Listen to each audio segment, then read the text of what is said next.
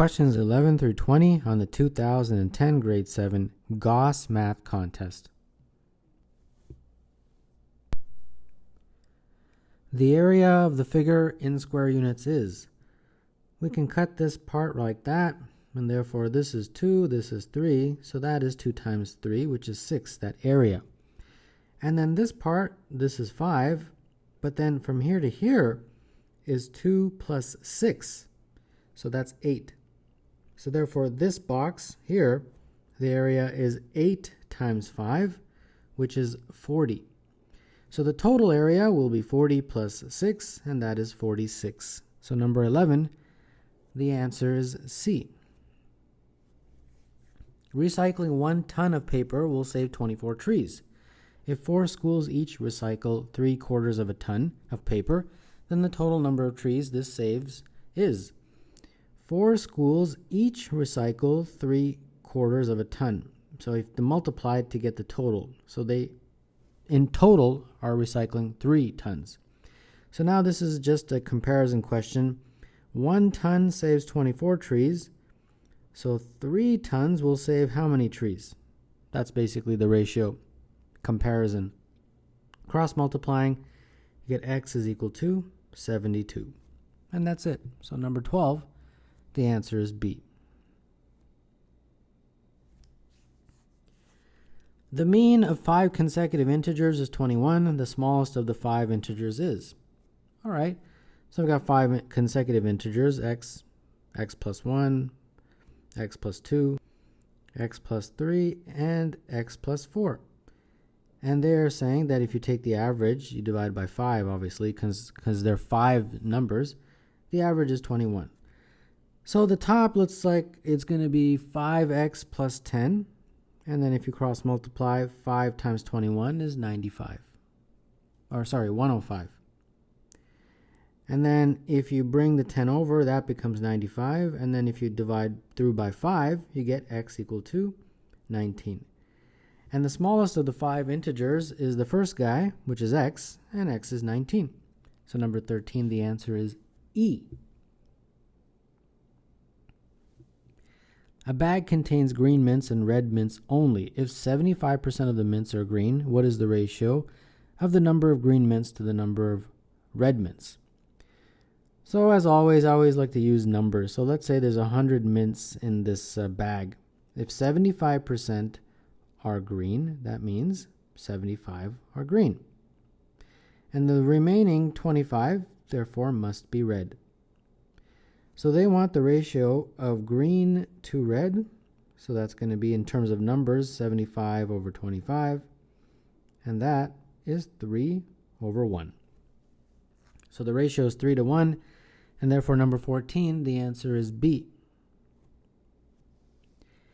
A square has an area of 100 square centimeters. The area of square n is 4 times the area of square m.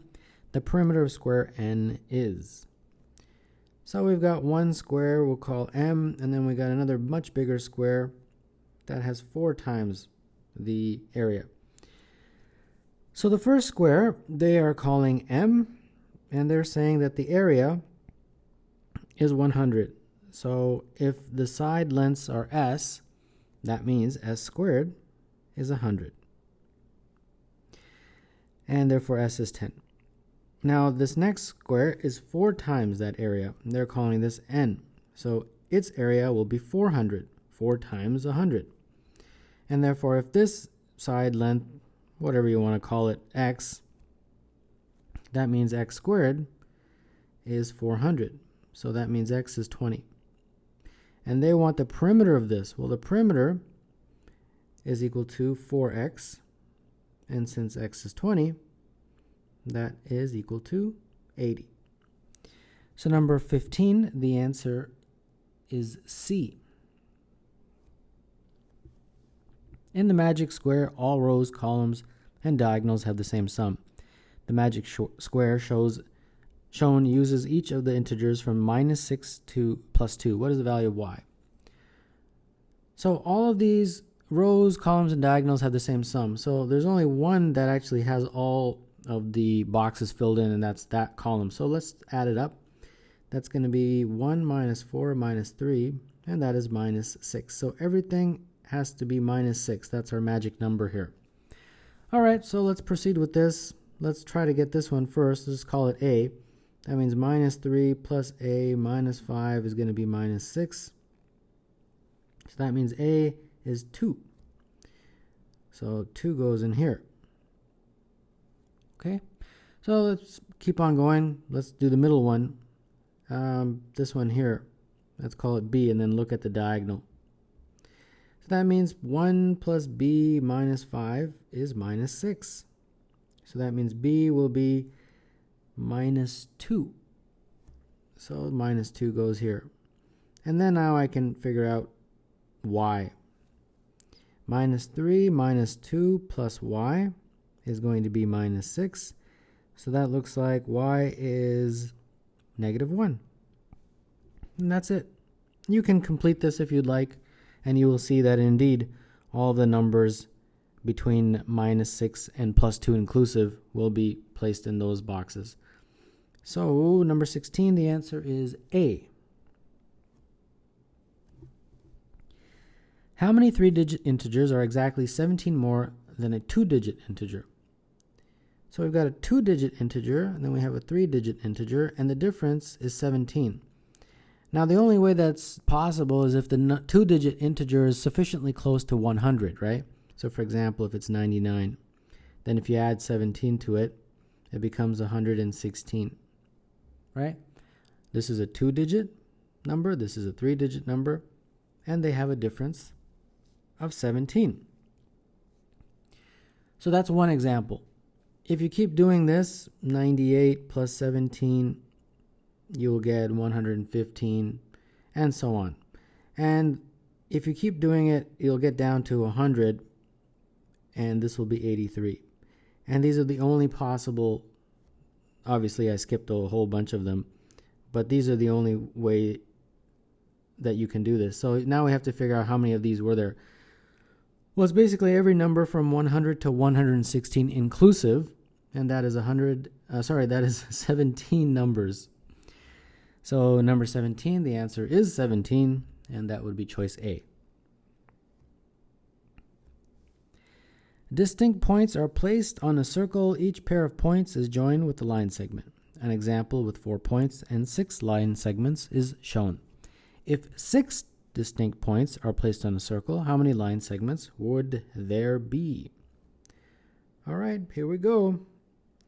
Let's put in our 6 distinct points. 1, 2, 3, 4, 5, and 6. Now we gotta join all of these. Lots of fun now, right? Okay, so let's join them all, and then we'll count them. So each line segment, or each dot I should say, has to join with another dot, as I am drawing. So that takes care of the first guy. Second guy, in a very similar way, has to join with each of the other ones. And the same thing with the third one. You get the point. So I think we're almost done, as long as I don't get confused here. And then let's see here. There, that finishes it. All right. Now we've got to figure out how many line segments are in this big mess. Okay, let me get out my highlighter here. Well, let's choose a better color. That's kind of boring. Let's choose orange. Okay. 1, 2, 3, 4, 5, 6. So the perimeter has 6. 7, 8, 9, 10, 11, 12, 13, 14, 15. There you go, 15. Draw the 15 with the highlighter. So number 18, the answer is D. If each of the 4 numbers 3, 4, 6, and 7 replaces a box, what is the largest possible sum of the fractions shown? If we want the largest, obviously the numerators have to be as large as possible. And the denominators, well, those are the other two guys. So I've got either 3 and 4 go here, or I've got 4 and 3, like that. So let's just do both of these and see which one is the largest one. So we're adding fractions, so obviously we got to get a common denominator. So this is going to be 28 plus 18 over 12, and that is 46 over 12. This one, same thing, common denominator, 3, 3, 4, 4, and this is 21 plus 24 over 12, and that is 45 over 12. Now of these, obviously this one is bigger, and that one in lowest terms is 23 over 6. So number 19, the answer is E. Andy, Jen, Sally, Mike, and Tom are sitting in a row of 5 seats. Andy is not beside Jen. Sally is beside Mike, who cannot be sitting in the middle seat. So we've got to fiddle around with this and see what we get. Okay. Sally is sitting beside Mike, right? So we'll just put Sally and Mike here. And then Andy is not beside Jen. So if Andy sits here, Jen can't be here. Jen has to be here. And that leaves Tom to go here. And then their question is asking who cannot be sitting in the middle seat. Well, obviously we can put Jen in the middle seat. So what we'll do is we'll put middle seat here, and we'll put the number of people that can be. So far I've clearly illustrated that Jen could go there. But I can flip Jen and Andy. I can put Jen here and Andy here, and this satisfies the conditions of the question. So Andy could also go in the middle seat. And similarly, I could probably push these two best friends, Sally and Mike, into the middle. So Sally and Mike could go here and Andy could go here. That's perfectly fine. And then we could also flip Sandy and Mike so that Mike is here and Sandy is here. That still makes Sandy and Mike beside each other, and Andy is not beside Jen. So M could go in here. So I have illustrated that Jen, Andy, Sally, and Mike all could be in the middle seat. The only one that could not is Tom. So number 20, the answer is E.